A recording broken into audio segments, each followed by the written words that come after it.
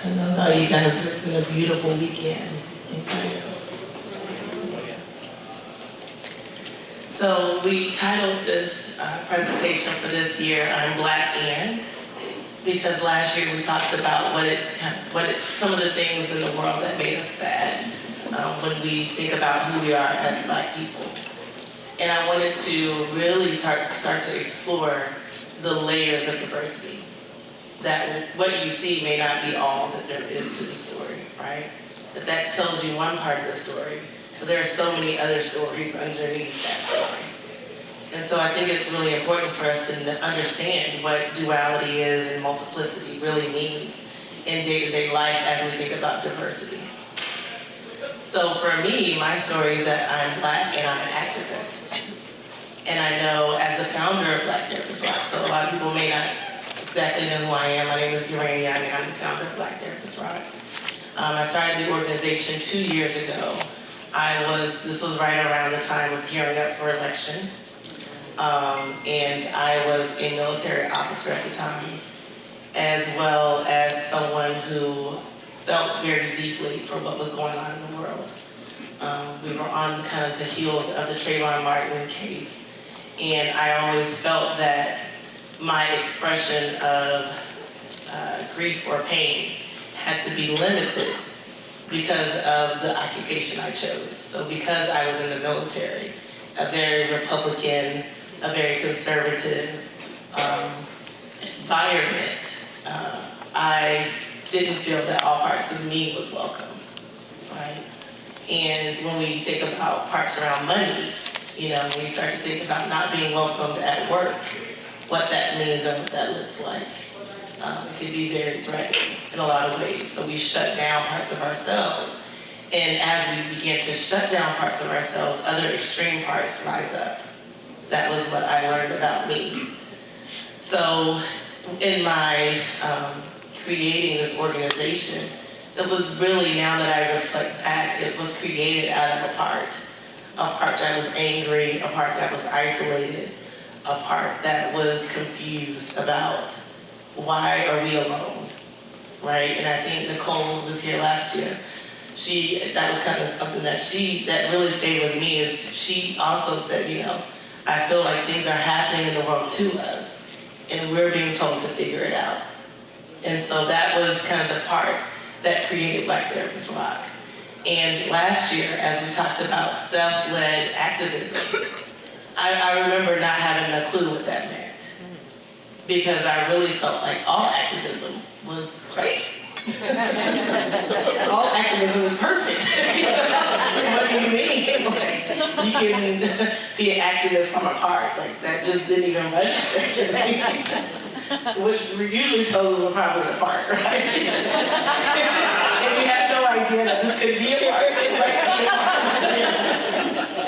So for me, I just was like, why are we talking about self-led activism? That's the only way to do it. I started to really, this year, as I really embraced the IFS model and became more intimate with this community, I started to really embrace my own leadership in general for my entire life as a founder of an organization, but as a mother, in all the ways that I lead. Like we say, it's leading first yourself. Before you can lead any other human being, you have to be able to lead yourself and really know what's going on and why you're doing the things you're doing, right? So being willing to go inside and explore your true intentions for every action, every thought, every emotion. And again, this is my, I think, 6th or 7th IFS event this year. So I've had a lot of opportunities to reflect on what's really going on inside of me. And I think this is the first year that I really did that intentionally, to not say, how can I go out and change the world? But how can I come back inside and change the world starting with me, right? So, like I said, as a Black person who is an activist, I can definitely identify parts of me that have been angry, have been sad, have been in a lot of fear around what's happening in the world, and wanting to point the fingers to so many directions and say, you're what's wrong with the world, you're what's wrong with the world, you're what's wrong with the world, right? And not knowing what ways I contribute to that. And so is Jory in the room? I don't want to call her out, she's not. Oh, she's here. I said in her workshop this afternoon, I felt blessed. I'll just say that word. That's the word that comes to mind for me.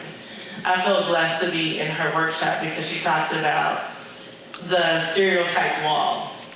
That when we point to someone else and say, you're bad because X, Y, and Z, this is the way I view you. These are the single word phrases that I label you, right? And her example was an NRA member versus someone in the Parkland school shooting, a victim of the Parkland school shooting.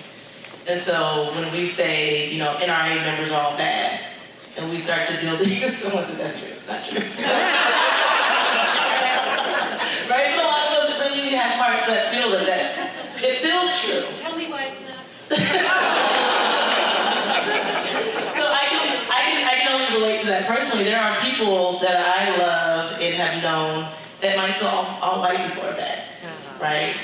And so when we label a whole group of people with one word, it just really reduces the beauty of the connection we can have with those individuals.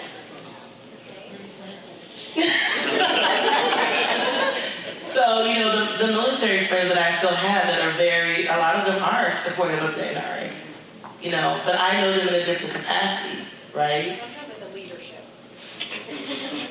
Well, all parts are welcome. Good answer.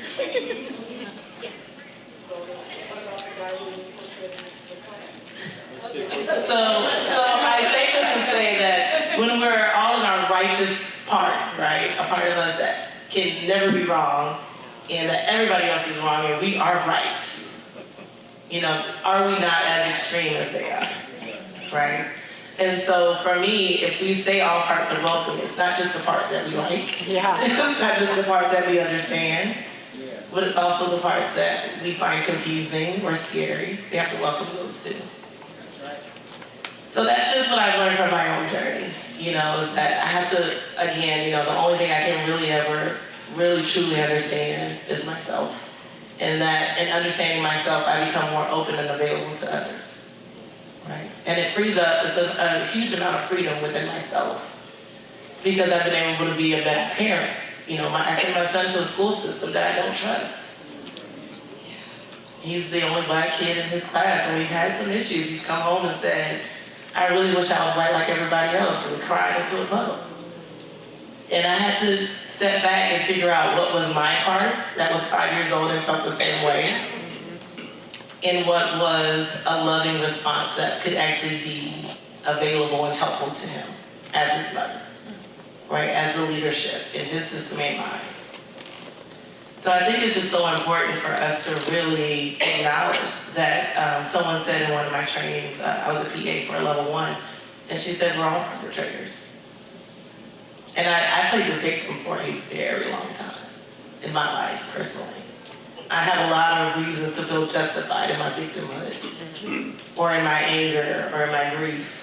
But it doesn't take away the hurt that it still continues to do in me and in the world. So I just wanted to kind of reflect on, to me, what self-led activism looks like. And I think it looks like being here to do this work and continue to do the work each and every day. So that's it.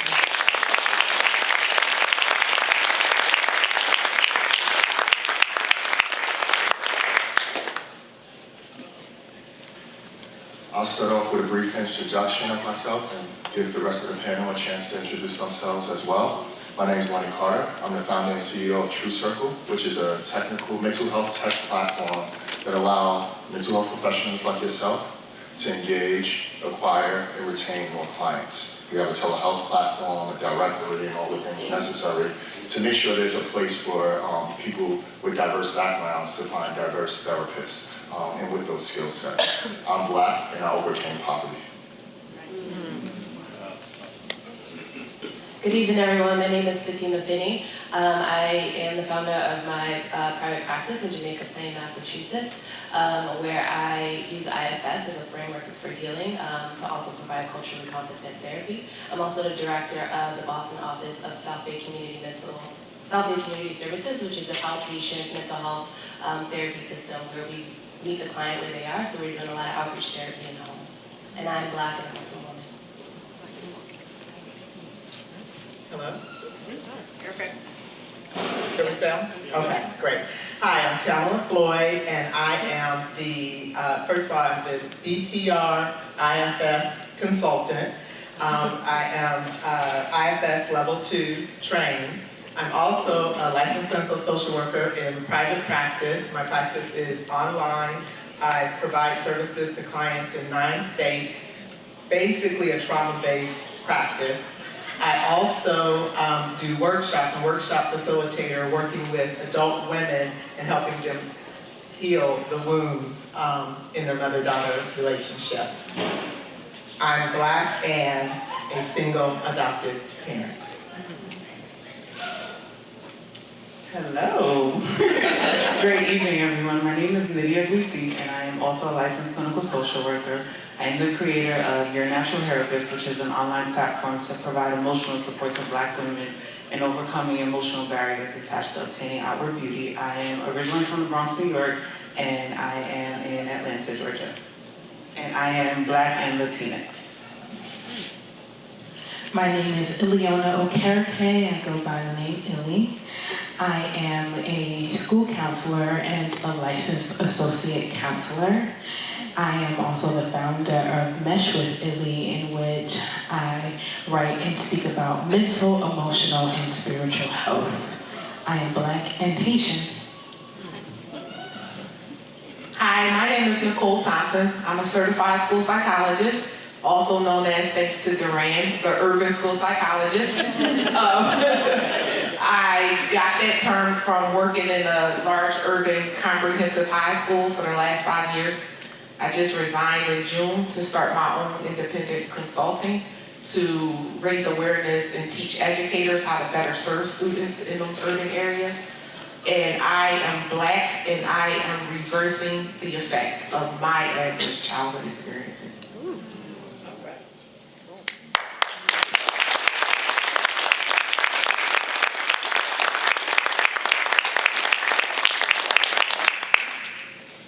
So as mentioned, we all are Black.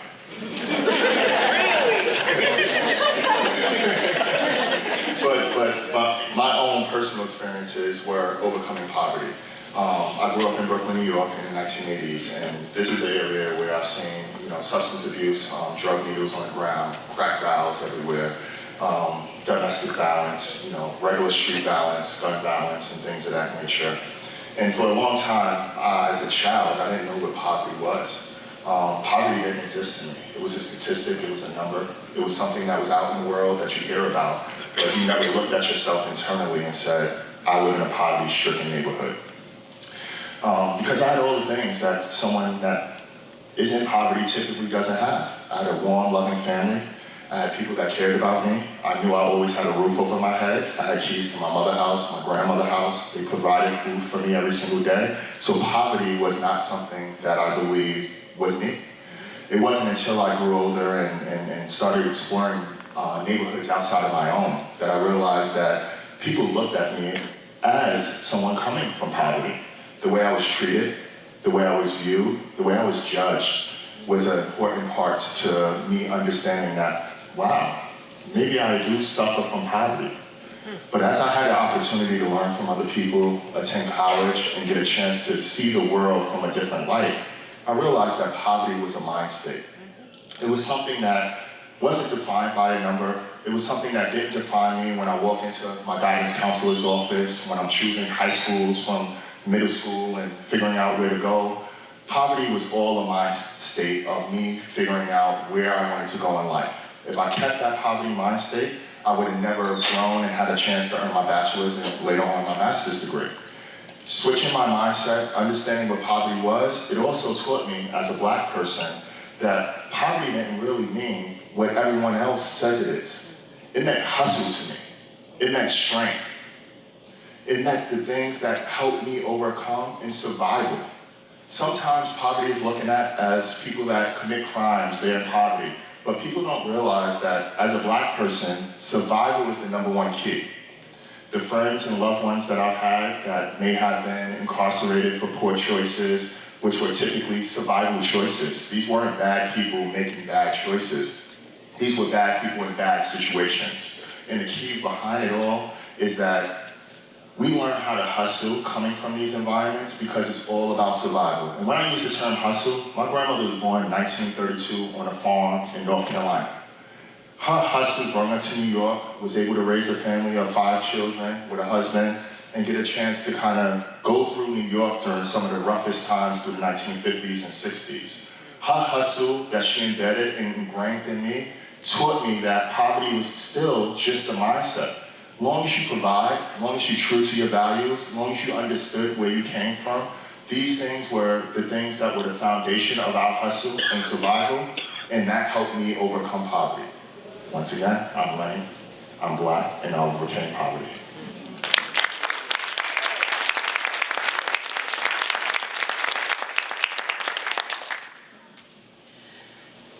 So I'm Fatima, and to say that I'm Black and a Muslim woman for the first 11 years of my life was not a statement worth being on the panel for. That's because I grew up with, in a predominantly Muslim, Black Muslim community. Went to schools with other Black Muslim children. So it wasn't until I went to a non-Muslim school that I almost even became aware that I was doing anything different. So children still have that way of really letting you know that you're different. And so I can still remember the kid who just could not believe that I would sit on the side on a field trip to a skating ring because they said you couldn't have head coverings and I was fine, but he had a part that just could not accept that a kid wouldn't be allowed to skate because of the head covering. So he made it clear to kind of say, oh, you must be bald under that thing, like how could you not skate? And so for me, I remember feeling like, oh, like, how should I respond to this? I'm not used to someone, like asking me these things, or he seems really upset, but I'm actually quite fine, but I don't know what to do with the fact that he's just like not skating and like not leaving me alone. And so from that middle school experience to going to high school, it really just kind of the awareness of like, okay, Fatima, you're different in the world, kind of continued to kind of become more apparent.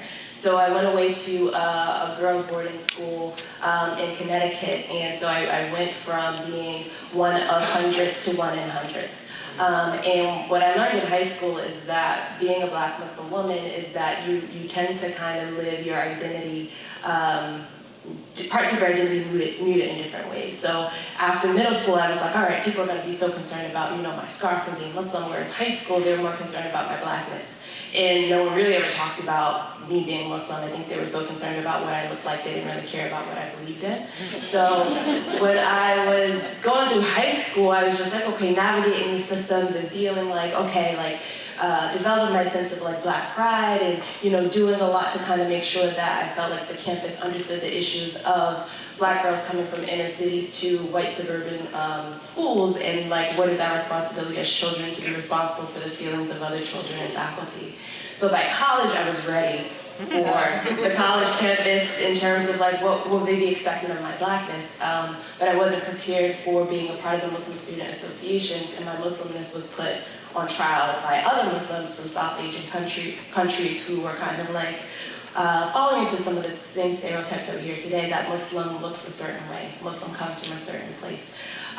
So by then I was just like, okay, all right. Here we are. It was just like in that moment of just like, I am Black and I'm Muslim, and that those things both exist. And so I really feel like in college is when I, rather than start to feel like, how do I make other people understand? I just said, how do I just stand in my truth? And if you get it, you get it. And if you don't, you don't. So I feel like now, in starting to recognize that, again, I'm not necessarily responsible for, I kind of realized that being a Black Muslim woman, I'm almost kind of like, people don't know what to expect, right? So with Black people, I'm able to kind of, phenotypically, like, kind of relate as well. But then when I'm like, oh, all right, look at my watch, it's time to go pray, they're like, wait, what? Like, where are you gonna go? What are you doing in that way? And so I feel like it's just an opportunity to really kind of help myself, share more of myself, and to not fall into that part that's just kind of like, well, look, I've spent my life kind of explaining who I am for the sake of you feeling more comfortable versus kind of now I can share how I am because it is worth you knowing. So yeah, I feel like being a Black Muslim woman today, and I was just thinking about, with the elections and like, 2 Muslim women now in the Senate, and just kind of, experience here is just like, okay, like, thinking of that little 11-year-old girl that was really like perplexed of like, why is this the thing to now be in this position where I'm like, okay, well hopefully now people will get it, like these things kind of exist without having to feel like I'm responsible for how other people experience me just because they don't understand initially. And so, yeah, I'm a Black Muslim woman.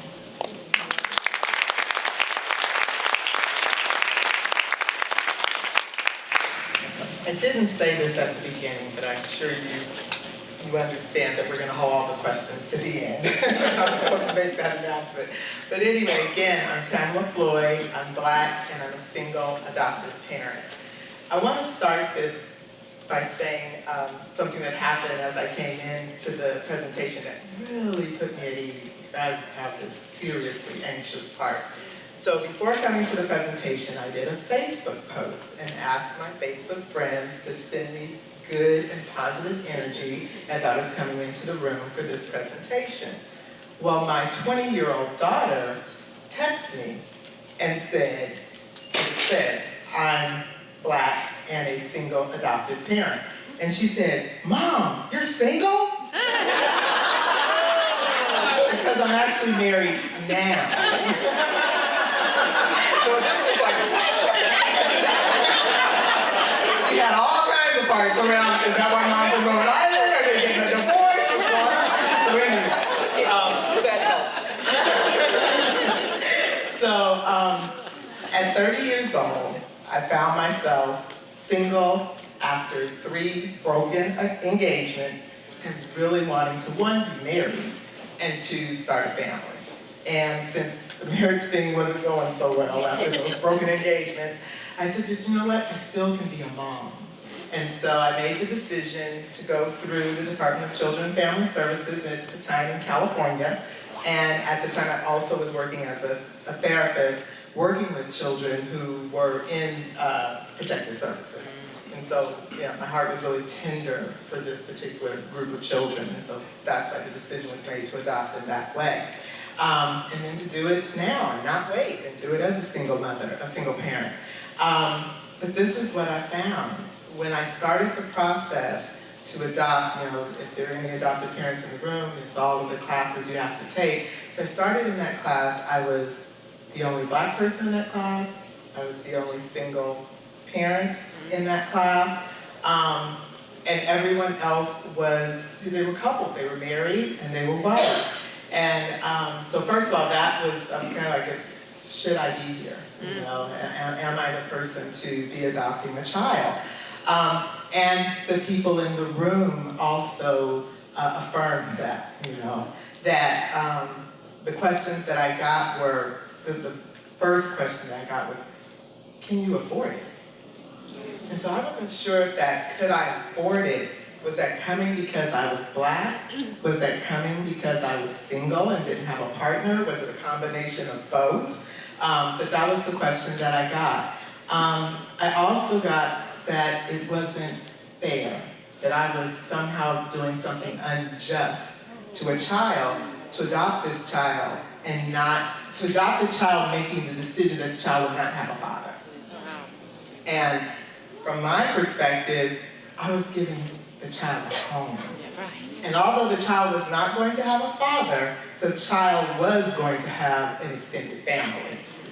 So that also was really hurtful to me, that I could be seen as doing something wrong, and certainly this decision to adopt did not come from a place of wanting to do something wrong, but that others saw it that way. And then the other part that was really hurtful to me was that, forgot my thought, but I can come back to that one. Anyway, I forgot the thought on that one, so I'll come back. But so there was a situation that happened after I actually adopted my daughter. I adopted her when she was 4 years old. And so what do we want to do when we become new parents? So we want to interact with other new parents and have our children have play groups and kids that they can interact with. So that's what I went looking for. Oh, I remember the other thing. I'm glad I did, because this was before I actually adopted her. And it was the married couples felt that I should absolutely be the last person in the class to get a child. So I guess that was really painful. That's probably why I forgot that in that moment. But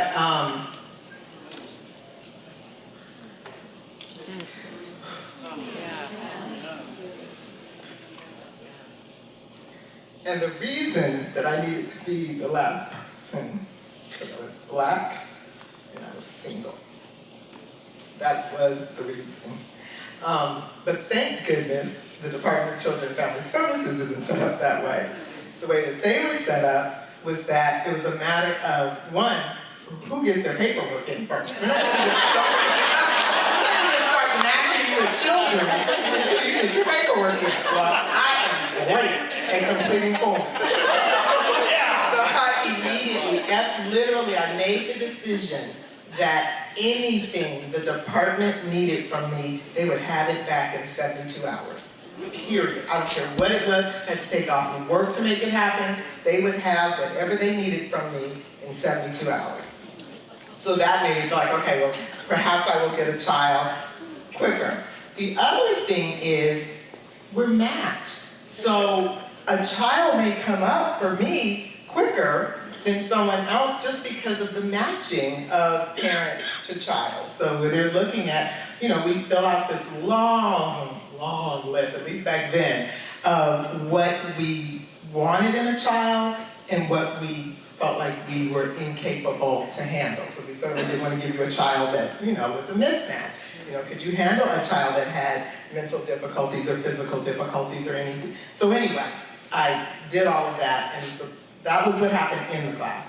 So what I was getting ready to tell you before is once I started looking for play groups and all of this for my daughter and myself and people that I could talk to, I found out, well, first of all, I didn't share this story with anybody ever. And so my daughter that I adopted now is 26 years old. I just shared this story with my mom in preparation for this talk. And so what I told her was that you get with women, and what do women who have children talk about when they're young in their mothering? They talk about what it was like to be pregnant. They talk about their delivery. They talk about that early time with their children. Well, I adopted my daughter when she was 4. So what I call this is, I had no birth story. And I didn't realize how painful that had been for me. So when I talk to women about this in these groups, and they're telling their birth story, well, what do I want to tell? I want to tell my adoption story, right? Well, they didn't want to hear it. They didn't want to hear it. Okay, well, but you didn't have birth pains, or they discounted it. Oh, well, great, you don't have stretch marks, but I still don't want to hear your story. So that was really, really painful, because there was no place for me to talk about what it was like the way I became a mother. And it also brought up parts around being not enough mother. Brought up parts about not being good enough. Brought up parts about being an imposter, that I'm the stand-in mother for this child instead of the mother. The last thing that I want to talk about in my presentation has to do with, and everyone's heard this, but I just feel like it needs to be said again, is that never, ever tell an adoptive parent or ask an adoptive parent about their child's real parent, using the word real parent. And I say that, I say that because no one could have been a more realer parent to my daughter than I was. Absolutely not. Thank you. And then the last thing around parts is that there was a part that really came from that imposter part. I call it the counterpart to the imposter part. And that was the supermom part. Is that I just thought that because I had no birth story, that I had to be the mother of all mothers to my daughter. And there was some good and some not so good in that, but that's what came of that. So I just want to close by saying that adoptive mothers love their adopted children, adopted fathers love their adopted children, and their adopted children love them.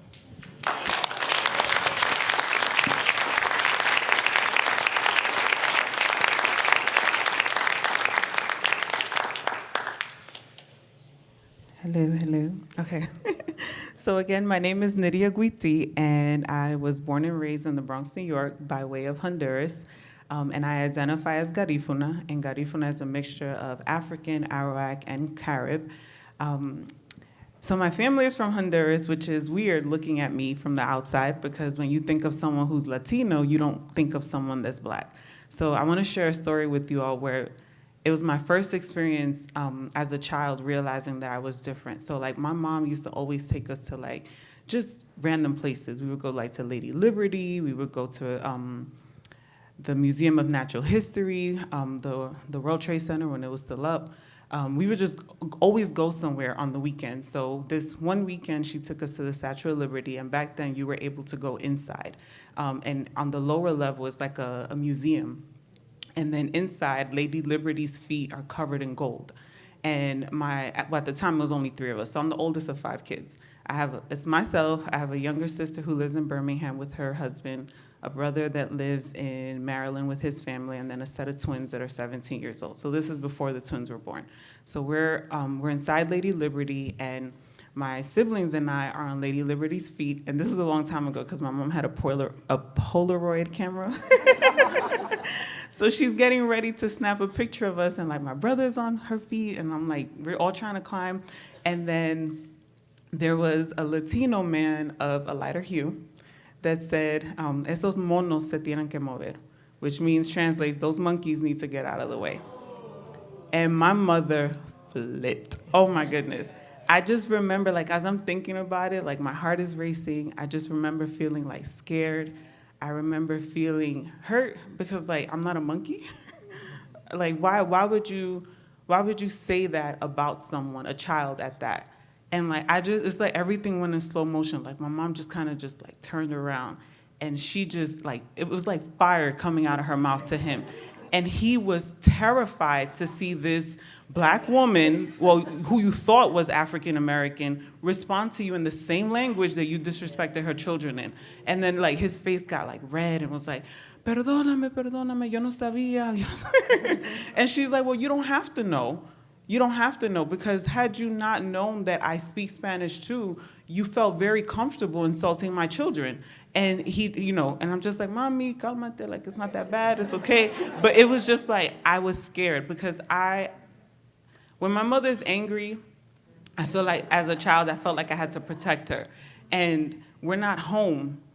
And I don't know, then I didn't know what could happen if my mom stayed in that angry space. And I wanted to come home. I wanted us to go home. So growing up, I always felt like, okay, I know that this is not a tan. Like, I look like this all year round. So for the African American kids in school, it was like, well, she's Spanish. And it's like, how am I Spanish? And I've never been to Spain a day in my life. But then for the Spanish kids or the Latino kids, it's like, well, she's Black. So it was like, well, where do I go? Because I can blend in with both. Like, I can communicate in Spanish perfectly. It's my first language. I didn't learn English till like about 5th, 6th grade. And I remember, yeah, really, exactly, which is what most people say, like, really, how, like, were you born here? Yes, I was. I was born and raised in the Bronx, New York, and I went to school in Vermont. I went to the University of Vermont. So, I mean, that was another layer within itself, speaking Spanish, because then it's like, how? And it's like, there's a part of me that's always tired of having to explain. Like, there's so many books out there. Google it. Don't ask me. Ask Google.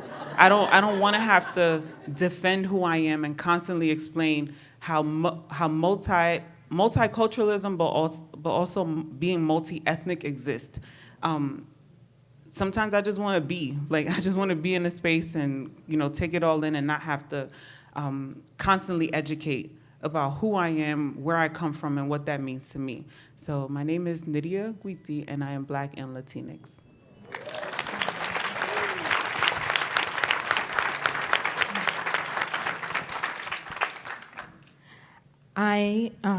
As I said, I am from, I'm sorry. I'm actually born in America, but my parents are Haitian immigrants, so they were born in Haiti. So in order for me to kind of give you an idea of, what it was like, I have to kind of give you the history of Haiti. We often hear Haiti is one of the poorest countries, but we don't often hear, well, why? How did that happen? We don't know about the background. Well, Haiti became an independent nation on January 1st, 1804, after the Haitian Revolution. It was a very bad war in which, the African slaves overthrew the French. And this happened over a course of time. And in order to make sure that no one else knew about this, places like America, other countries, they made sure that other slaves did not know so that they would not have this same kind of revolution in those parts of the world like that happened in Haiti. France also taxed Haiti, which put them in debt for over 150 years. So we're talking about in 1804, and they did not get out of that debt in over 150 years. So this is part of the reason why Haiti has been marginalized, not in like all over the world.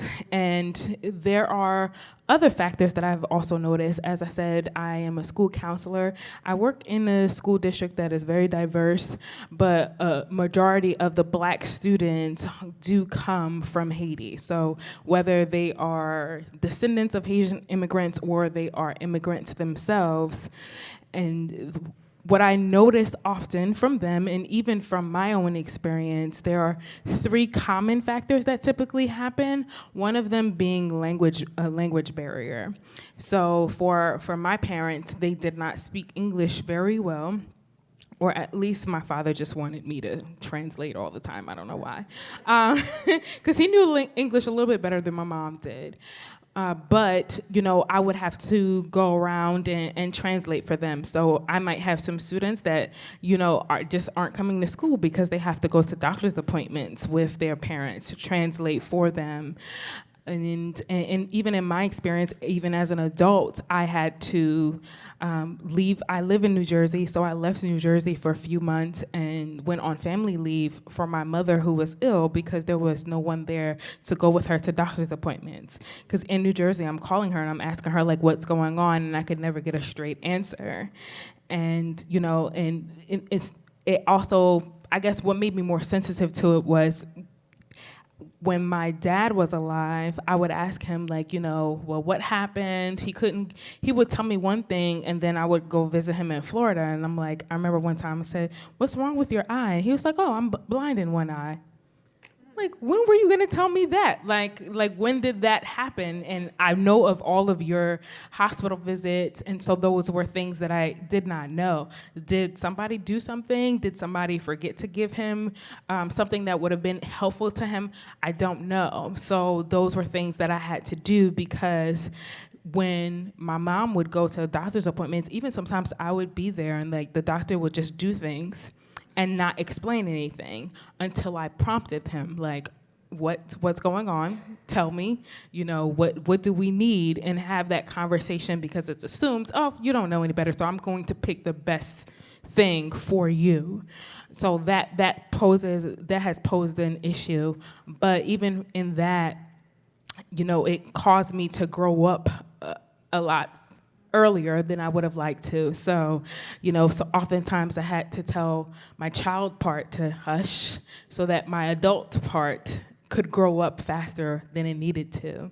Another common issue are the cultural norms. So in the Haitian culture, what you have a roof over your head, you have clothes on your back, you have food on your table. That's expressions of love.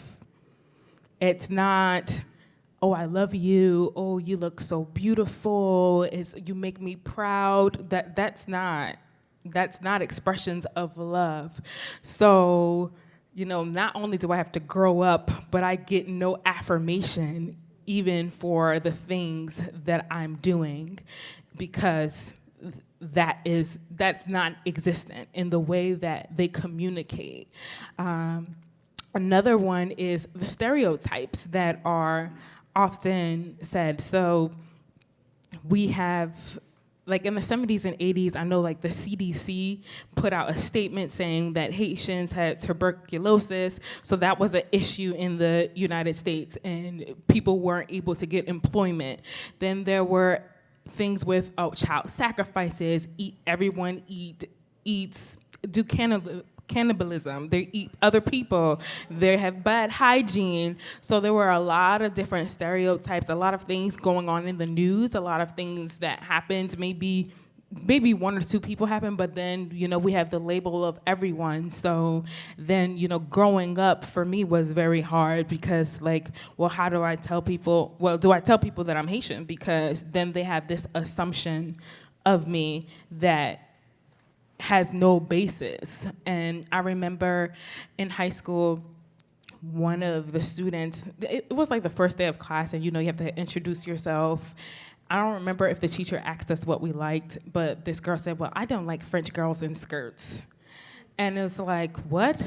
First of all, she said French girls because at one point French was the only national language, but the people of Haiti mostly speak the language Creole, or often called Haitian Creole. And so the assumption is that we all speak French. And so she was really talking about Haitian people, not French people. And then she said we all wear skirts. Well, in the area that I lived, a lot of us were Protestant, Pentecostal. So, weren't allowed to wear pants, weren't allowed to wear jewelry, very strict in that way. So there was this thing that those French girls in skirts, they think they're better than everyone. Either that or they're very fast, because there were couple of people that might have been a little fast, but but that wasn't everyone. That was then a stereotype on all of us. And so those are the main three things that I've noticed, I've experienced, but I've also noticed even with some of the students that I work with. Again, I'm Black and Haitian.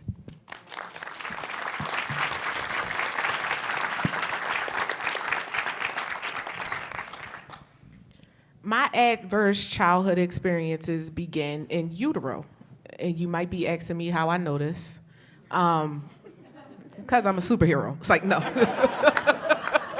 My mom and my grandmom told me that immediately after I was born, I was sucking my thumb.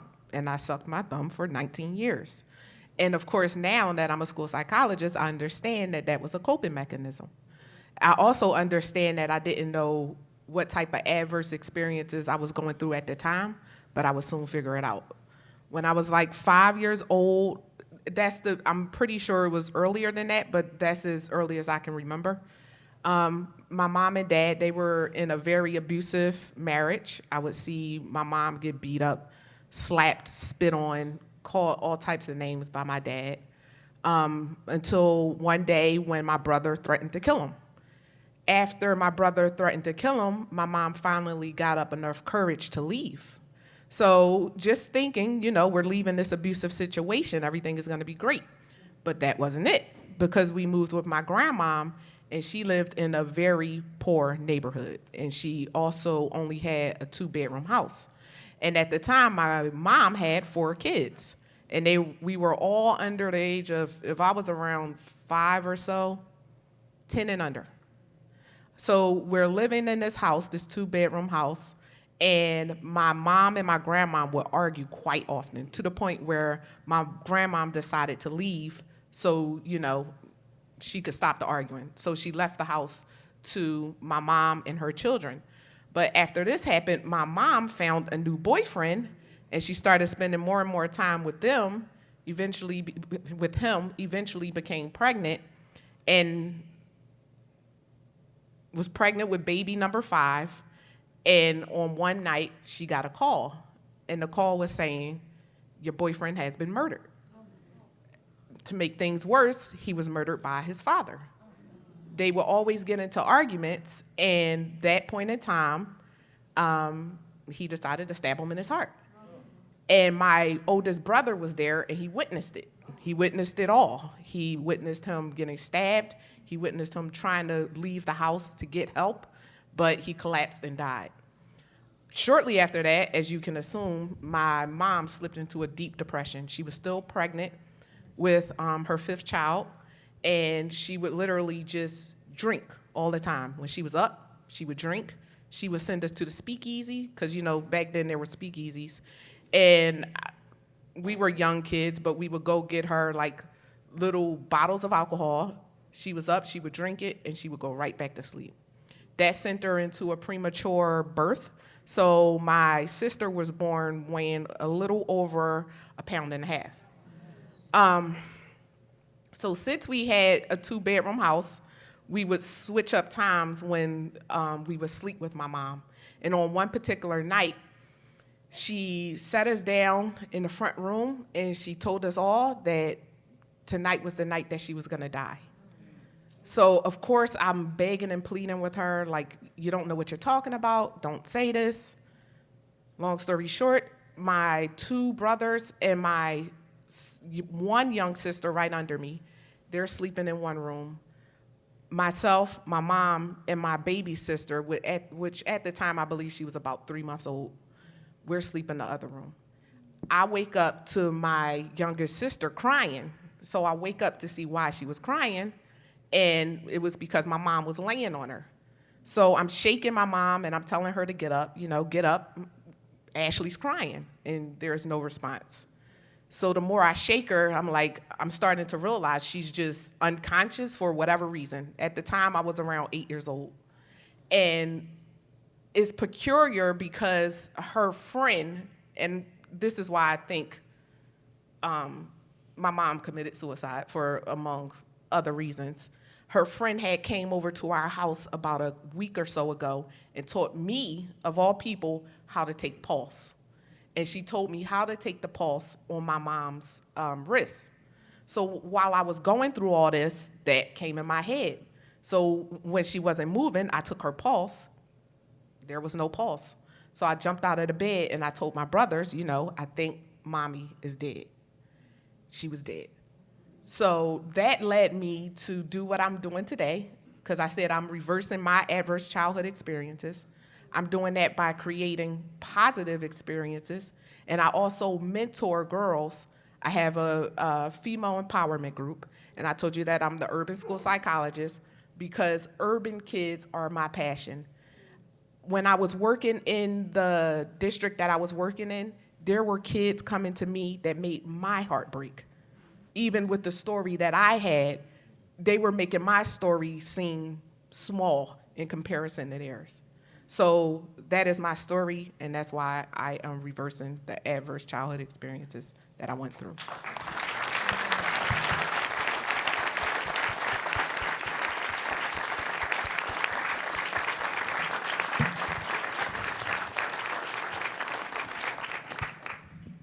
So at this time, we'd like to open the floor to questions. I believe there are mics out there to anyone and at this time you can ask questions to anyone on the panel, and we'll field all questions.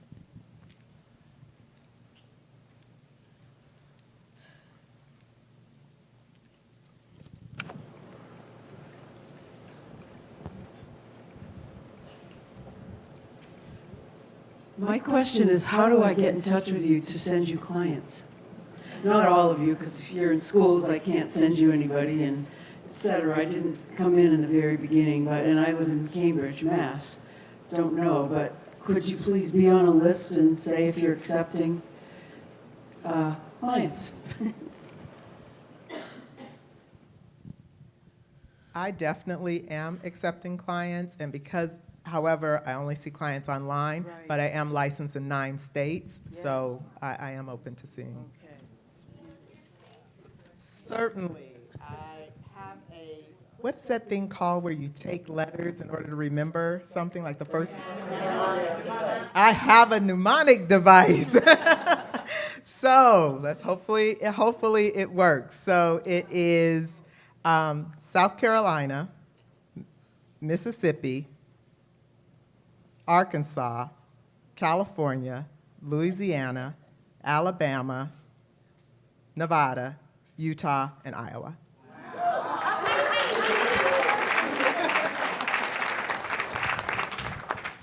And also on the Black Therapist Rock website, there's a directory where you can find a list of culturally competent mental health professionals. My question is back to you about how did you get licensed in so many states? Really, literally, because I'm online and I work online on several platforms. First of all, the platforms gave me a list of states that have low representation for therapists. So certainly I could have been in other states that are bigger, but I chose those because we're not there. There's not enough therapists to serve people in those, not California, but the other 8 states I listed, they need therapists bad. So I just applied. And then when they provided us with a list of about 25 states, what I did is I looked at the states, I'm a licensed clinical social worker, that accepted reciprocity. Now, I didn't want to have to do anything extra, so yeah.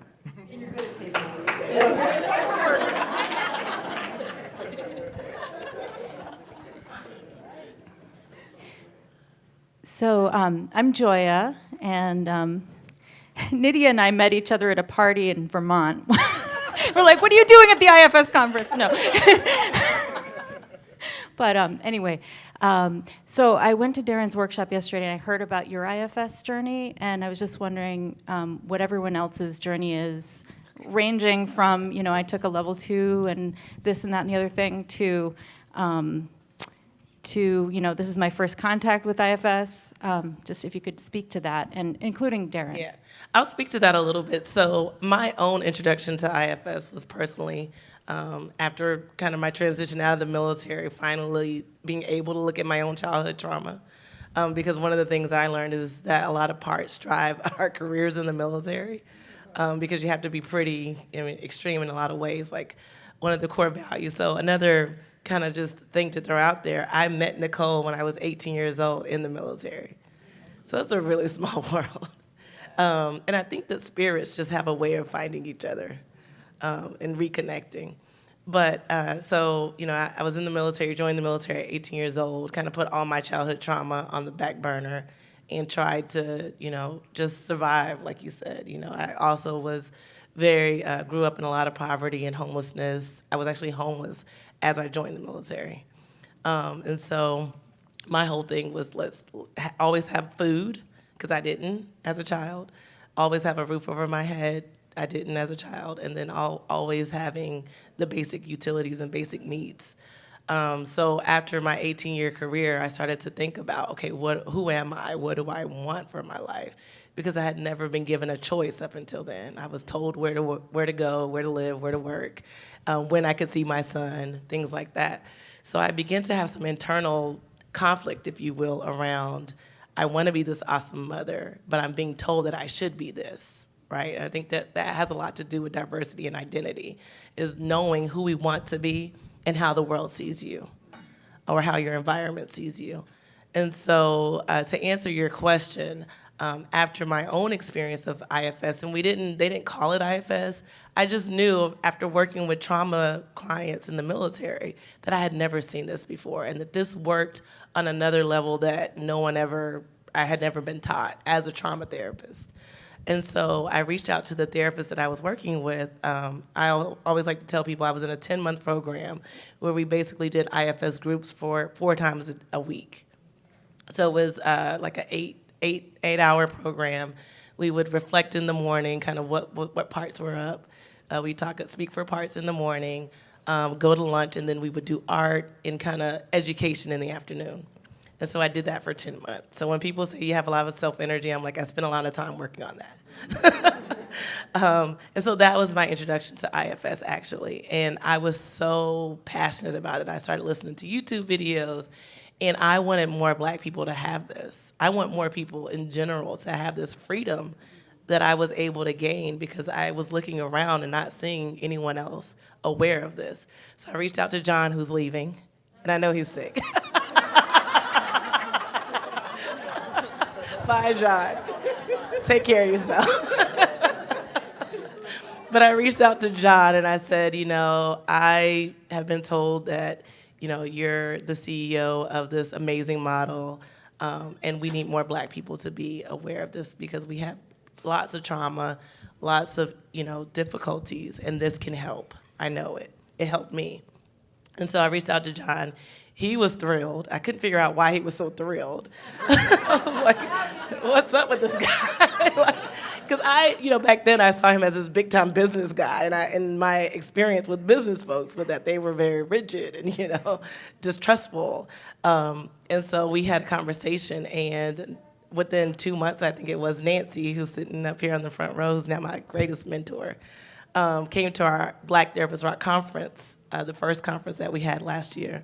So she and Dr. Percy Ballard came to our conference and did a workshop for I think it was about 100 therapists at that time, 100 Black therapists. She came back to CSL and said, oh my goodness, we love Deran. We got to get her more involved in IFS. I was then on the fast track to level 1, level 2, China, a couple other things that I've greatly enjoyed. And now next spring, we're actually going to have a Black Therapist Rock level 1. So I thought I'd share that because I feel like everybody would enjoy that. We will be looking for PAs and anyone who's interested in possibly supporting or helping with that. Just kind of be in the lookout for an email announcing that. So there will be more of us, and I'm really, really excited about that being an annual partnership that will continue to have more diversity within IFS and in the world. IFS trained therapists. So a lot of our panelists have they'll tell you their experiences around IFS, but many of them are getting trained or will be getting trained in the next couple of years. And I think there's a lot of opportunity to talk about racial issues as we kind of infuse, more diversity within the level 1 trainings as well. So I'll let them tell you what their experiences are, but I just wanted to kind of offer that background. Oh, you have your own. So if any of you are, I guess you could just say if you're going to be in the level 1 that's coming up, or if you've already took a training, you can speak to that. Yeah, so my IFS journey actually started in my first job out of graduate school. So when my supervisor that I had was an IFS trained therapist, Sue Kazolius, some of you may know her. And so one of the things that I remember as a very fresh therapist out of graduate school was that all these clients who were freaking me out was not bothering her, not one bit. Like, I would bring the cases to her, and she would have her little diagram, and she would be talking about, like, oh, manager, firefighter, exile. And so I even got into this thing of, like, what is she doing? And, like, I was trying to, like, bring things to, like, stump her or, like, try to, like, rile her up, but she would just, like, go into her little thing. And so after a while, I was like, I want that. Like, I don't like feeling, like, terrified that I'm going to hurt my client or, like, not do what I'm supposed to do. Like, I want to be you in terms of, like, you're like, yep, oh, yeah. Like, just so calm about their symptoms. And so I took a 2-day intro with Liz Brenner in the therapy training Boston, I think like in 2015. And so I was sold, once I did that and I saw like, I don't know, like allow somebody to cry. I was just like, why are people, like, what is happening? It was just this feeling of like, how do these, I mean, that's what I was thinking. I was just like, we don't know each other, but now everyone's like hugging, like, what is going on here? And so I applied, and so I did my level 1 training in Boston with Nancy Soul and Mona, and Chris Burris for a couple of weekends as well too, and that was from 2016 to 2017. And I came to IFS after reading The Body Keeps the Score. When I read the chapter about IFS, the light went on, and I went looking for everything IFS.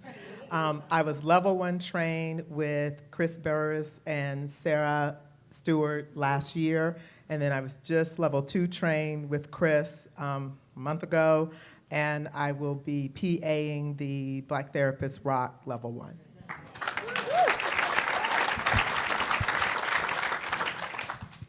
Okay, so I actually read The Body Keeps the Score too, and IFS was mentioned there, but like when you're reading it, it's just like, well, how does this really work? So when I went to the Black Therapist Rock Conference last year and I saw Nancy and Dr. Ballard do a demonstration, I was just like, whoa, this is, like my mind was just blown. So I'm going to be doing the level 1 training with BTR in the spring, which I'm really, really excited about because as Black therapists, we know that representation matters. Therapy is not just talking about what's going on, but like helping or supporting clients and giving them practical tips on what to do when they leave session, because that's really what therapy is. Like we can talk about it here, and I say this all the time. So I work at an outpatient mental health clinic providing brief intervention. So it's just 3 to 4 sessions and then referring out. But being mindful of the time that we do have together so that you can leave walking away with concrete things that you can work on. And I don't want to say termination, I don't really like that word, but commencing from treatment in those 3 to 4 sessions. I don't go home with you. I don't see you every day. I'm not going to check in every day. So we have to make the best use of this time. And that means that things are going to move a lot faster. So if you already feel comfortable coming in, I want you to, or my goal is for clients to walk away with tangible tips, but to also like kind of speed up the process a little bit so that we're not doing too much rapport building in the 3 to 4 sessions and not really walking away with anything. Oh, do you have anything to add? So just like a couple of others, my first introduction to IFS was at the BTR conference with Nancy and Dr. Ballard. And I was reintroduced to it last year when I spoke at the IFS conference. After I spoke at the IFS conference, I decided seems good. So I'll go to a therapist that does IFS. But I have to be honest, I felt weird. Like, I felt really weird because they were telling me to take these pieces out, and I'm like, I don't know what pieces you're talking about, and I feel really uncomfortable. It was making me feel like schizophrenic. I'm like, I don't have whatever you think I have, right? So it was really weird. So I was talking to Deran like not too long ago, just telling her my spiritual journey and the things that I've been doing to heal myself, and she's like, Nicole, you're doing IFS on yourself. And I was like, oh, well, sign me up. So So I'll be getting trained in the near future.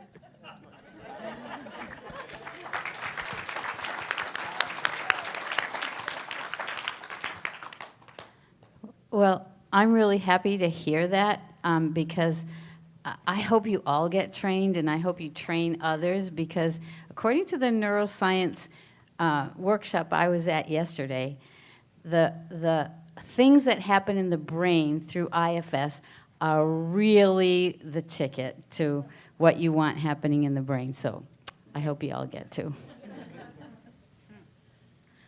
First of all, I just want to say how much my spirit is soaring listening to each one of you.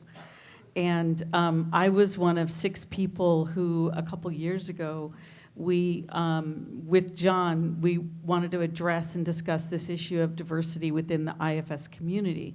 And one of the things that a small group of us decided to do for a year was to do IFS therapy trades with each other. And I was the only non-therapist, non-licensed therapist, I do coaching, in this group, but I was also the only Latina, in the group. And I felt, once again, that loneliness, so I just want to just applaud what you're doing, and I would love to talk to you about starting Latinx Therapist Rock as well, following your footsteps. But the thing that I want to ask is kind of building upon the last question, is the journey that we took for a year doing IFS to specifically address issues of racism. Was very profound. And so I know you've talked somewhat about it, but I just wanted to ask, have any of you specifically used the IFS model to deal with your experience of racism?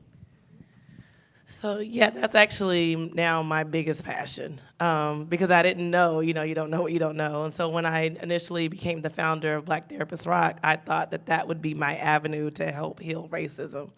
that all we had to do was organize, and then we could go out into the world and educate us first, get us healthy, like heal, people who are traumatized, and then we could be more available to help other people who are traumatized by race issues. Subsequently, during my time in IFS, so yesterday I did an individual workshop, healing racist parts. And we did a demonstration or a sculpt around just kind of visualizing the parts. And then so the very first thing that I noticed was that there were so many parts that wanted to jump in there and tear this person's head off because they were a white man and I was a black woman. And why was I helping him unpack his parts? Right? There were so many people that were like, he's of power, he's of privilege.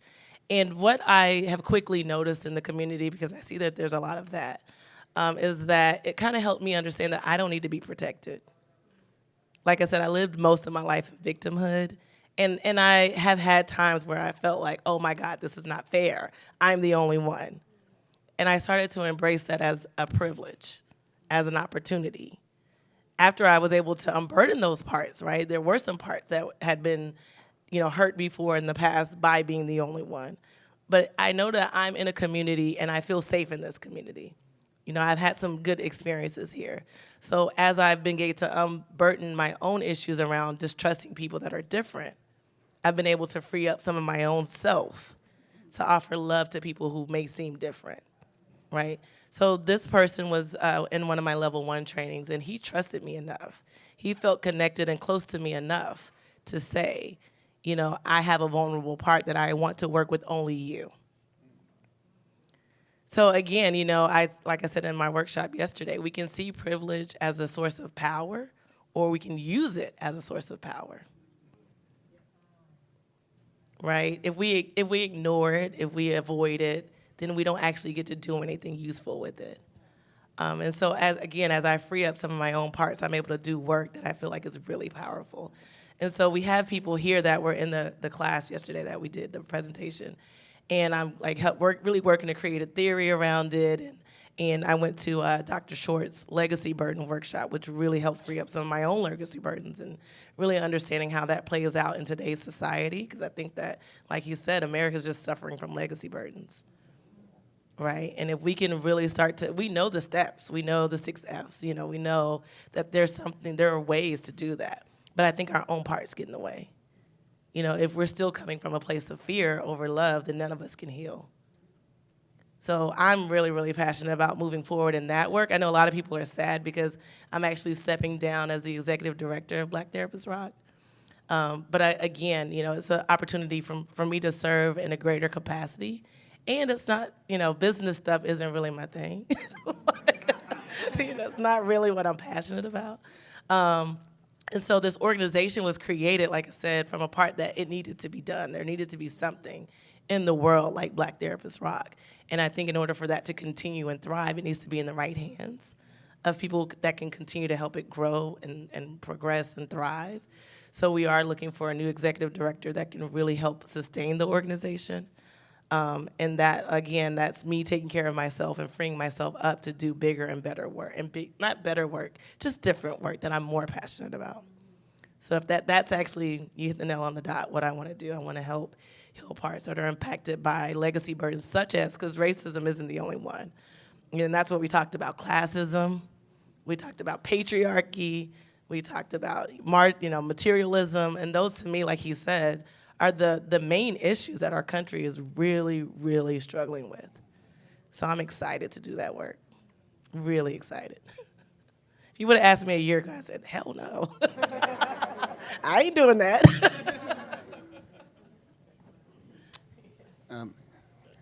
One over there. Hi. Okay. Hi. I'm Frank. I want to say thank you. Really, really thank you. Your stories, your experiences, your collective wisdom, your strength has really impacted me very, very deeply. I don't feel like the same person who walked in the door. I can't thank you enough. So thank you.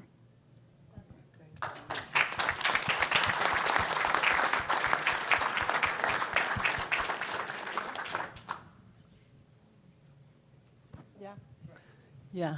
Hi, I'm Ken Acuna, and also thank you for bringing in the depth and the wisdom, and also the diversity, some of the diversity.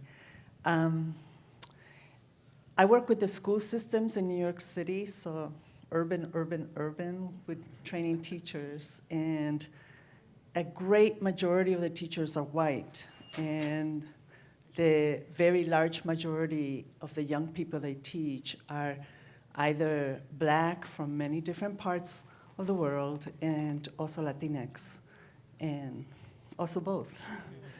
And as mental health workers, professionals that you are, this is a question for any of you that want to answer it.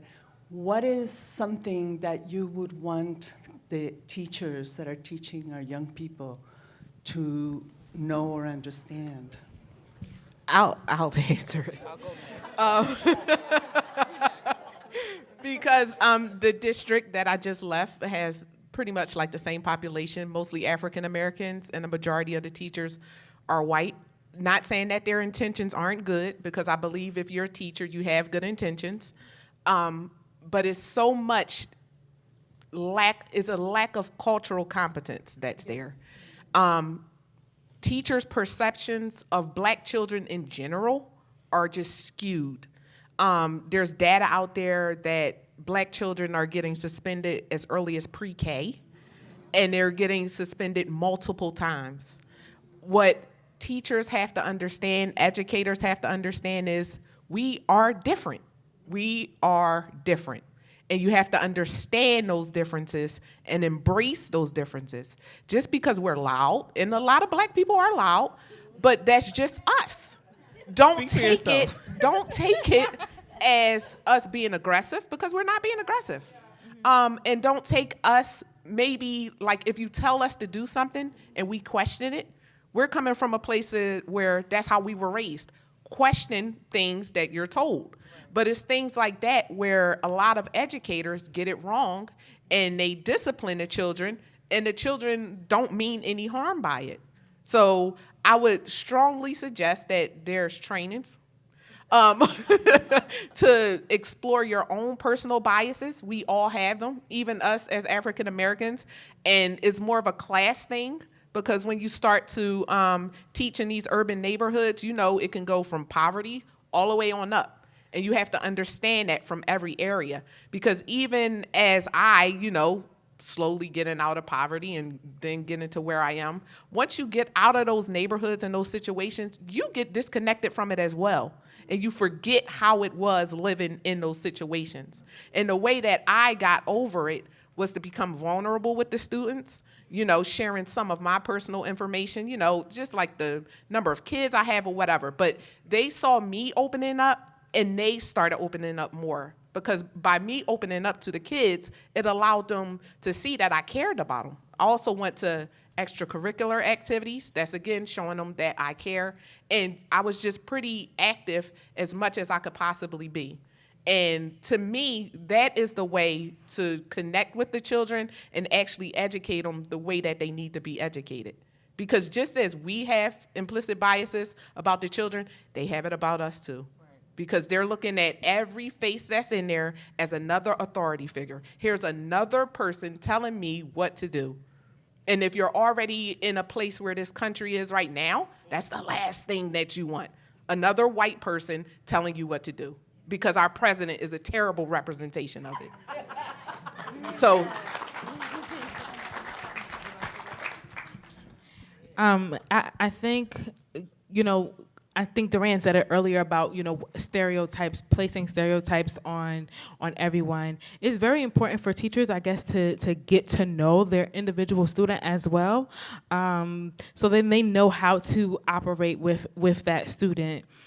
I'll give you an example. When there was one year, actually, I was at an elementary school, and there was a student, I told them, like, I know what time you got off of the bus. I know that you should have been here by, I think breakfast started at 8:30. You could have been here by 8:30, but you were not. I'm letting you know, you can eat breakfast today, but if you do this again tomorrow, you can't I'm not gonna allow you to come in for breakfast. Because everyone else that came on the bus came on time, but except for him. So the next day, he decided he still was gonna come late, and I did not allow him to have breakfast. He was a ruckus in class the rest of the day, that day. And what was interesting is like, well, I'm his school counselor, he could have come talk to me, but when we talked, he was fine, because they called me to come and talk to him. He's fine, but he was a ruckus to everyone else because he knew that I was his safe place, and he wanted to keep that relationship intact, right? Because he understands, even though there is discipline here, I know who you are, I respect you, you respect me, and we have that kind of relationship. But with other people in the building, he would be terrible to them because he felt the hate that some of the teachers had for him. And sometimes teachers don't realize that, because especially in the older generation, even though I'm considered a millennial, but because of how I was raised, I know that you should respect adults. Whatever they say, you do what they say. Like, you're not questioning them. Like, so I know this. But there's some teachers who say, like, I told you to do something, you do it. Don't question me. Who are you? Right? But then when they see that, it's like for them, they take that personally. The kid is like, what's wrong with me? It's internal. They internalize it. And so because of the way, now I feel disrespected. So I'm not gonna give you respect. You're asking me to sit down. No, I'm not gonna sit down. I'm not gonna pay attention to anything that you have to say. So I guess understanding the kids' language these days, and getting to know them and building that rapport with your students individually. Because when I have that trust, and when I have that, I know that you respect me, I'm more willing to operate better with you in the classroom. I find those teachers in the building have less problems with their students than the teachers that just put a blanket statement over everyone and just treat them any kind of way. So I am a result of the New York City school system, which can be good and bad depending on who you ask on what day. But I will say that a lot of teachers or professionals in general hide behind their degrees and are lost in their intelligence, where it's like, oh, well, I know. And it's like, you don't. So it's important to ask questions, but I think that a lot of teachers in the New York City school system are inundated with so much work that learning the child that's in front of them is the last thing on their mind, which kind of defeats the purpose of being a teacher if you really think about it. Because if your role is to be an educator, then that should be the first thing. So I think that a lot of educators should be in therapy to start. Should definitely be in therapy to start. Yes, self-care is very, very important. And I'm not using self-care as a blanket statement, but truly be in therapy to work through their own biases so that you can be of service to someone else. Because if you're going into the school system thinking that I'm going to change the world, I mean, great, but that's not how it works. You have to start with yourself first, and I think that a lot of teachers don't. So that's what I would say. Therapy, a lot of training on cultural differences, and practical examples that they can actually implement so that they can be of better service. And I'll add just one layer to that. I'm going to speak from the student standpoint as well, and it was touched upon by Nicole and Illy, is the fact that sometimes school is the only safe place for students. Home can be so chaotic at times that just getting a good grade or passing could be a highlight of their week. Just getting a D and coming home and having the potential to graduate middle school or graduate high school. It's a place sometimes where it's the only time they get to eat during the day, So we want to keep these things in mind as educators to turn around and be mindful that students may not always be prepared for reasons outside of the assignment you gave them yesterday. So being mindful, being compassionate, empathizing with the student as them being humans first. There's children that raise their siblings alone in a house in a dark place where they brush their teeth and get their backpacks, and the teacher first thing they ask is, where's your pencil? So as educators and as teachers, one of the things I would recommend is just not taking and removing the human aspect of the children you're teaching and making sure you keep their parts as part of the process. I have one more thing too. Another thing that would be helpful, just piggybacking off of what he said, I have found myself calling certain parents all the time to tell them about the bad thing that their kid did, and I would hear the parent saying like, oh, like you're calling me again to give me another bad report, and then that kind of shifted my perspective. Like sometimes, especially those parents, I would call and say, listen, this is a good thing. I just wanted to let you know, your son was well behaved today or your daughter was well behaved today. I asked them to do X, Y, and Z, or their teacher asked them to do X, Y, and Z. And so sometimes it's good for them to hear that good report, especially when you're talking about, the kid is probably, this is the only safe place, right? So they're always bad at home. This is what the parents expect. They don't necessarily expect you to be calling about something good, and that could change their disposition with that child at home. So that could be a good thing, and they might come back on Monday like, yes, because I had a good weekend because the teacher or my counselor called and said that something good actually happened. I would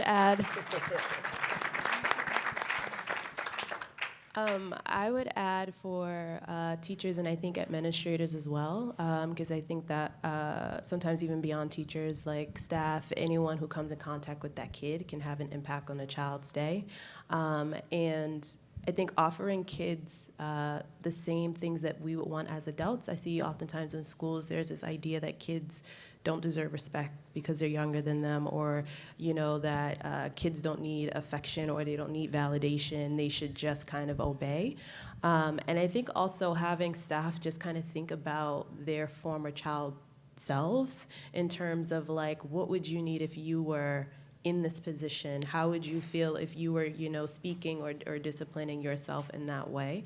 And then also, I think, would you do this differently if your boss was watching? Because I think there's a lot of really inappropriate things that happen to children that when it's just a kid who has to kind of stand up for themselves, it's so easy for them to be dismissed. And it may be true what they're trying to say, but because it's a child's word against an adult word, the adult word is often taken. So I think about that, as well as having teachers think about just kind of remaining open to maybe my lesson, or maybe there's another way to kind of reach this kid, because I think oftentimes it's like, okay, well, if it works for the other 24, then must be a problem with the kid. And just be like, well, maybe we just need to find that 25th different way to support that kid versus suspending them or putting them into a different school. I know I missed the first day workshop on IFS in schools, but I really think, and I'm hoping and praying that one day we have IFS in school for educators, because I really think that oftentimes teachers are stuck in parts. They're put in parts by the system almost. It reminds me a lot of the military. They're operating within a system and they have to ignore their own system. So I'm really hoping that we can have more educators that are IFS trained or have some kind of knowledge around IFS and how our, as human beings, our systems and parts work. I just have a quick statement, question for you guys. We were just talking about how do we get IFS more diverse, and one of my thoughts is kind of looking at our training schedule, and I'm glad that you're still here, Dick, but thinking about, where we're having the trainings. I know I wish John was still here. And looking at really urban populations and how could we help go to those places to do level 1 training, to do level 2 training. I live in St. Louis. And I've lived in several different urban cities. I've lived in Queens, Philadelphia, now St. Louis. St. Louis is the most segregated city I've ever lived in. A lot of racism that's actively happening in all the schools. I probably am the only brown or colored person in St. Louis that's IFS trained. We need help. Thank you guys for what you're doing, and if you're coming to St. Louis, please let me know. I know we have about 30 more minutes. We were hoping to let you guys out early for dinner. See that may not happen, so we'll take the next question. All right. Hello? My name is Hyatt Hasegawa Bailey. I use he and him pronouns. I'm mixed race, Asian American person, and I'm actually an anti-racist community organizer. I'm not a therapist, but I'm here to bring IFS to my organizing work because it's so powerful for me personally, and I know it would be powerful for community organizing folks. And I'm also here to bring my organizing tools as well as the analysis that I've been given from those who I've learned to this community. And I just want to thank all y'all for doing this panel. This is like really just so generous of you. Really feel like an unearned privilege to hear these very powerful stories that you shared with us. I'm very excited by the anti-racist work that I've seen going on in this community. Virginia and Deran obviously did workshops, and Jory, I'm sorry I missed yours today. But I'm really excited to see that there's work, anti-racist work happening in this community. I think it's so important. And I just want to say I met a lot of awesome folks who are really excited and part of this work already within this community, as well as doing stuff without. And so often this work falls on Black folks and other people of color. And there's lots of white people here in this room who are doing this work. And so I actually wanted to love to invite those of us who are doing this work and are willing to talk particularly to white people about racism to stand up, if that would be okay, or raise your hand. The question is, white folks who are actively doing anti-racist organizing work or doing work within this community to shift this community, and you can be generous with that, to raise your hands in order to prevent all of the labor potentially from after this from falling on the folks at the front of the room. They've already done so much work that I'd love to shift some of that labor to the rest of us. So look around you if you're interested in having this kind of conversation, which is essential to our own liberation, our own healing and humanity. Then please look around and commit to talking to at least one of these other folks. We're building a movement. I mean, I'm new here, but like we're building a movement. As of yesterday, I'm part of it too. But we're building a movement to undo racism within our IFS. And I really want everyone to be a part of it. So thank you all so much.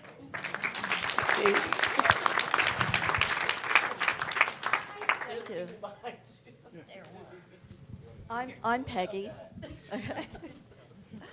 I'm Peggy, and I want to thank you. I'm from Maryland. I want to thank you, as everyone else, from the bottom of my heart for your stories. I didn't think I was going to cry, but I am. And I have a couple things to say. I'll try to be really brief. But one is I'm an art therapist. We had the American Art Therapy Association conference last week. I spoke on IFS there.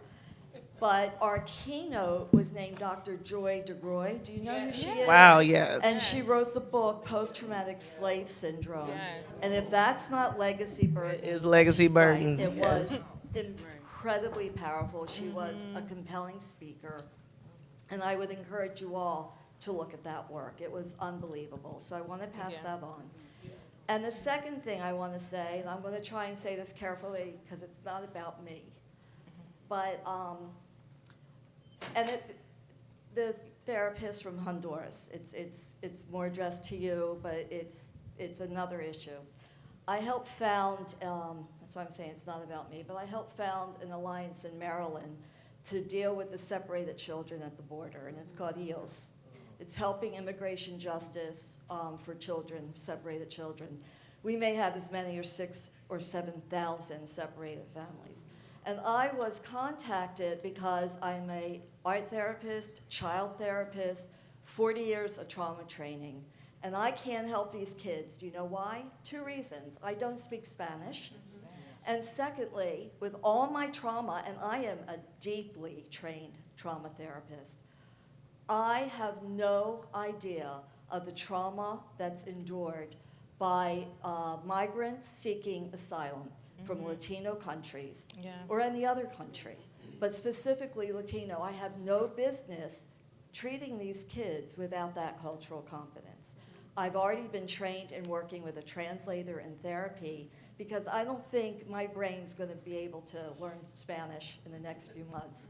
So I've taken care of that piece, but I'm making that invitation to, if any contacts you have, any of you, and looking at training. We're trying to set up training in Maryland on training trauma therapists on working with separated children and the different kind of trauma from migrant asylum.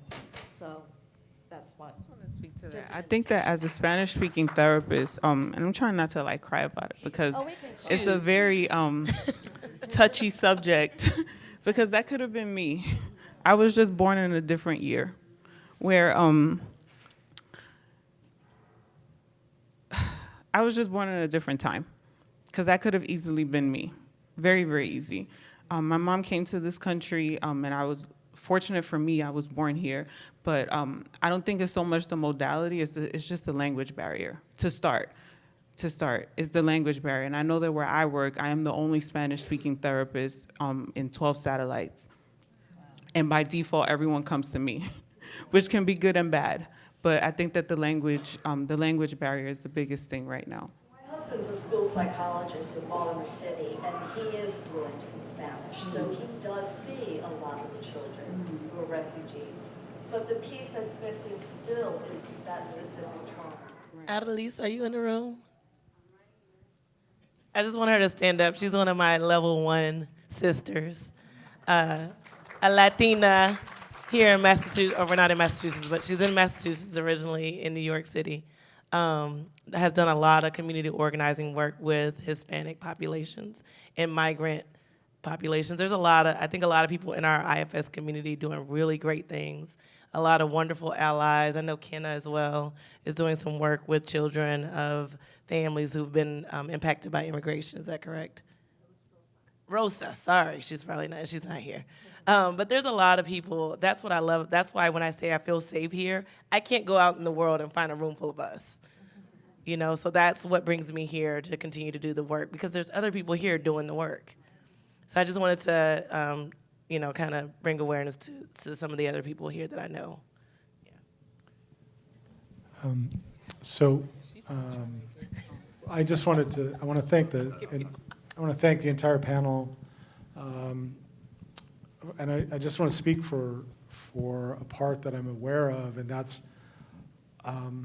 my part that holds so much ignorance, and just an awareness of how easy that has been, being a white male in our society, for not knowing or not stepping forward to learn more about the stories that you've told. And that I guess I'm just making a recommitment to myself to go in and do that work, to ask the questions, and to really question that which, and I think this is part of the implicit bias of being a white person, is the implicit bias of thinking that I know. And that just being willing to say, as I heard all of your stories, there is so much that is unknown that unless I do something actively, I will never know. And that it's just, I just appreciate the honesty and openness, because it just gives me the opportunity to say, it's not okay to be complacent. It's not okay to be standing still when there are, because if I am meeting individuals of different communities and I don't pause to ask that question, I will make assumptions, I will not understand, I will make mistakes, and I will further trauma. So, thank you. I don't know if this is on. Is this on? Yes. I, first of all, want to thank you guys. You're very dear to my heart for many reasons, some of which you know. I think the thing that I want to ask tonight is what we can do. When you first started, you said something about we can't just decide that all people that are members of the NRA are bad. And one of the members of the audience said, why not? Right? And I think there are a lot of us there where we've got 2 years behind us now of feeling so distraught, most of us in this room. And I think we have separate ourselves from the folks who don't agree with us and don't believe what we believe. And I regret that greatly, even as I am in that position. One of the parts I have is an extraordinarily arrogant part that thinks I'm right and knows what I'm talking about, and the rest of you don't really. Well, you do, but the rest of them don't know. So I guess what I want to ask you, if you possibly can respond to any piece of this, is how you deal. I mean, you're dealing with racism, you're dealing with sexism, you're dealing with classism, you're dealing with a number of things every single day. I walk out the door, I'm a little white girl. I don't have to deal with any of that stuff directly if I don't want to, but you do. So I just wonder how you do your lives and keep kindness in your heart toward people who are not so kind to you. I kind of wanted to go first because at first I was like, I don't know. And then myself said, well, what if you did know? For me, I think I come from a long line of people who did this, who've been doing this. Along with legacy burdens come legacy gifts. I am the descendant of people who made it.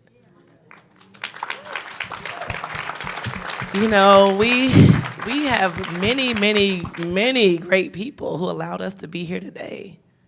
So again, I'm not a victim. Every day I wake up and think about all the people who died so that I could even be born. My mom, this is just my own personal legacy burden that I've realized the gift in it. My mom was gonna have an abortion with me. My grandmother paid for it. My mom went to the orientation. In Texas, you're required to watch a video, and at the end of that video, she said, I can't do it. So if I think about the fact that, my mom wanted to have an abortion with me, and I was raised by a mother who was addicted to drugs and a lot of abuse and trauma, of course I could be afraid and I could live my whole entire life from apart. Or I can see the gift that I had to even be born. So I spent some time in Ghana, West Africa, my last semester of grad school, where I had the opportunity to actually be in slave fortresses, in the dungeons, where slaves were held. Thousands of slaves were held and brutalized and raped and beat and died. And all I could think about was what it took for the ones who survived. And I believe in epigenetics. I believe in things being passed down, good and bad. I believe in post-traumatic slave syndrome. And I also believe that resiliency is passed down. You can't pass down the bad and not pass down the good. So those people who survived those horrific, unlivable conditions, just like the Jewish people, that is in our blood.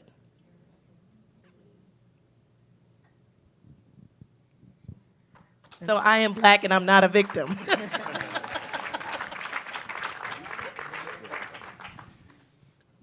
I think Deran hit it on the head, and I spoke a lot about hustle, which is the resiliency that she spoke about. I spoke a lot about survival, and we have this kind of trigger as a Black person that you grow up just as a child knowing, I'll call them spidey senses, where you kind of just get a sense of what's the right and wrong and how to survive.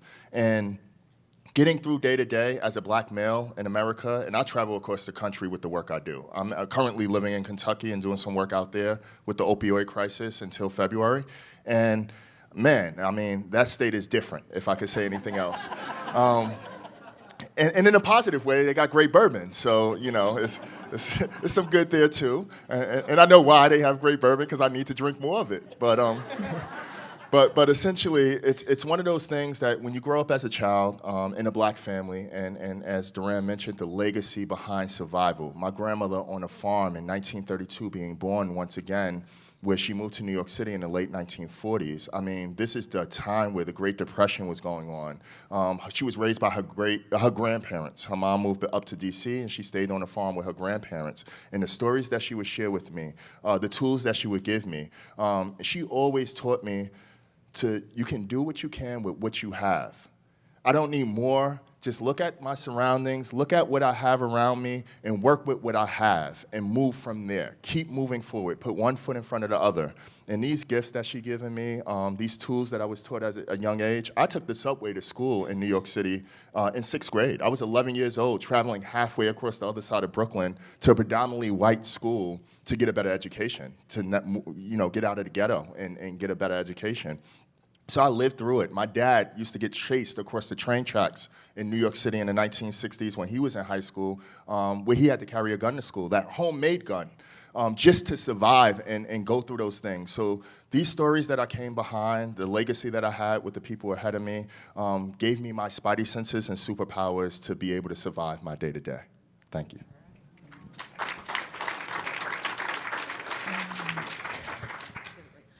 So, in terms of the question of kind of how we get up and live our day each day, I think for me, I was thinking, well, what's the alternative? I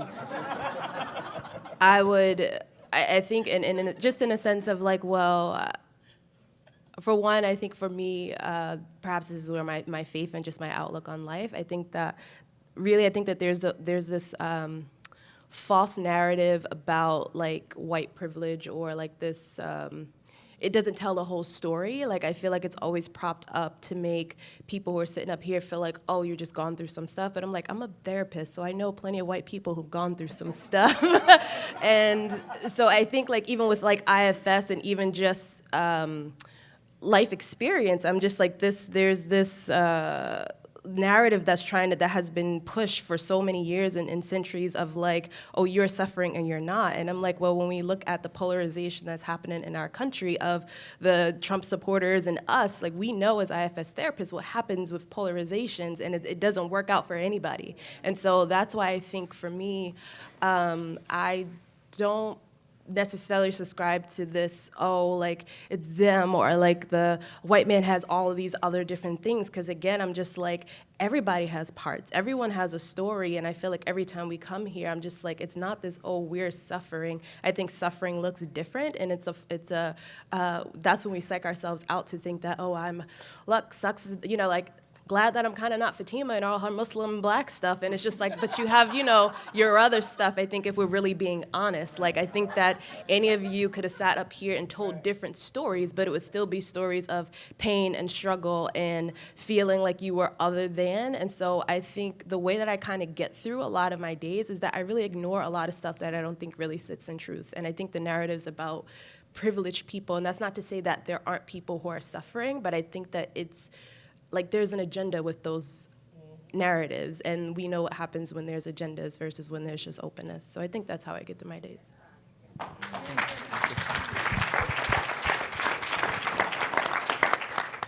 Judith, I thank you for that question. For me, first of all, I am a native Californian who now lives in Louisiana. And when I went to Louisiana 12 years ago, not to say, because my adoption story came from experiences in California, so certainly I experienced some racism in California, but nothing like I experienced in the Deep South. So, and I've been there for 12 years, so where my office is right now, I live in a little town, so it's on the town square. That was a place that when my parents grew up in this little town, they could not go. So it's really powerful for me to do the work I do in the town my parents grew up in during Jim Crow laws, having an office in a place that they couldn't go. My dad got physically sick the first time he came to my office. He couldn't even get out of the car to come into my office because of things that happened on that square to black people, So how I make it through my day today, being black, is being where my parents couldn't be, and practicing where they weren't allowed, and seeing people, whether they're black, white, orange, orange. Not orange. Not the right color choice. Purple. It doesn't matter to me. I want people to know that they can walk into that office and see me no matter what, that I provide services to whoever. So that's how I show up. It's just that's how I make it through the day. It's just letting people know that it's not about this. It's not about the container that I'm in. It's about this.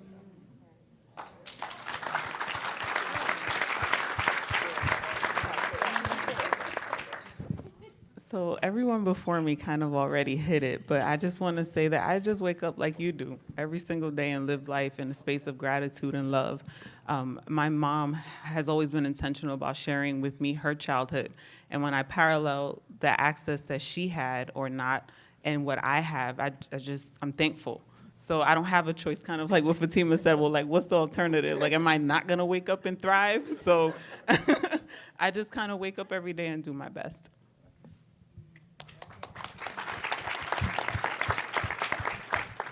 In our IFS session earlier, we heard Brene Brown ask a question about whether you believe people are doing the best they can with what they have, and I think I have that perspective that sometimes people are doing the best they can with what they have, and for them it could come out of a place of ignorance. It could come out of a place where they're just doing this and they know better, but depending on what it is, that is how I determine where I set my boundaries. Depending on what it is, it determines on what my next course of action is. Of course, when it comes to me, it's, how much does that hurt? What kind of relationship do I have with this person? Can I, have a real conversation with this person? Because there might be someone that says something that's hurtful, but I can actually have that conversation with them, depending on my relationship with them. And then there's others where I'm just like, oh, they don't know better. So, but then, especially when it comes to my children in the school, I'm very much an advocate and arming them with what they need to say, what they need to do in this situation, and then whether I need to take this somewhere a step further. Do I need to become an activist in this situation? So it really depends on how it happens, and that will determine which part deals with it.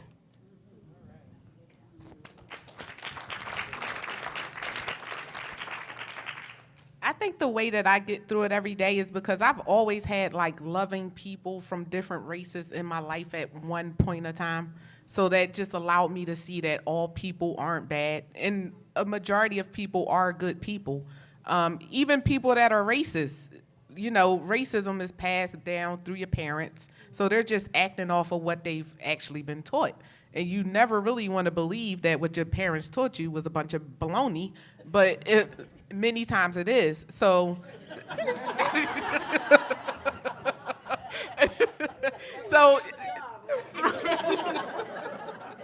that's how I get through every day, just knowing that as a whole, people are really good.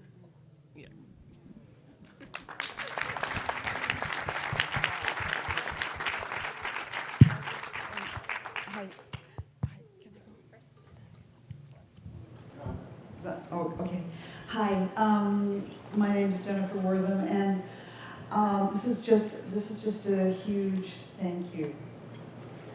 This has really been an honor, and I feel enormous gratitude, and I feel as though you created a sacred circle with your generosity and your vulnerability, and it's. I just, so you cried, right? Somebody, yeah. I'm with you, yeah, I don't want to be crying. Anyway, just. We welcome all parts. Been amazing, and thank you for bringing this here and giving us this huge, huge gift. Thank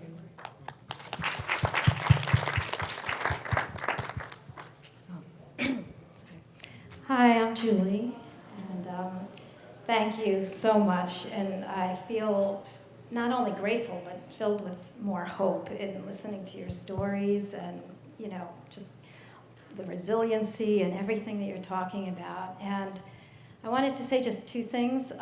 One is around the resiliency that you're speaking of, and just my feeling about in this election, Stacey Abrams, her, insistence that every vote count is so, I find it like so, it's just healing. It's like I in the last election, I just have never gotten over like, oh my God, I can't believe she's conceding. Like there's so much that happened, and like where is the, and I just feel that strength coming through Stacey Abrams and saying every vote has to count, and just how important that is, and how grateful I am for that, and how important it is for our country and our democracy.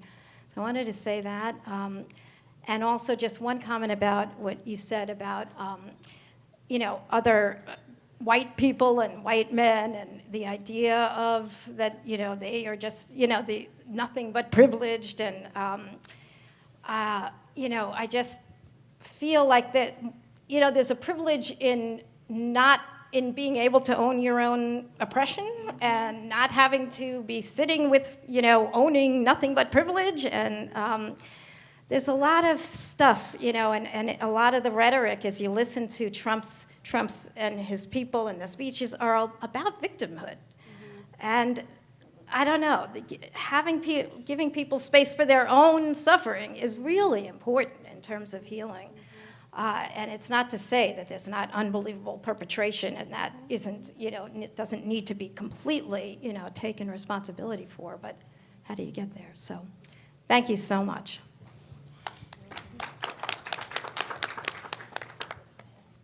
So I want to invite all of you, and also everybody else in this room, to know that we have an IFS anti-racism listserv that's been going on for a few years now. And Michelle, can you tell about how to get on it? So yes, it's an active listserv. There's a place, it's a safe place to kind of put questions out and do learning about parts and processing. So just email me. I think if you use the Michelle at revmichellewalsh.com, that's the best one, and I'll add you to the listserv. So.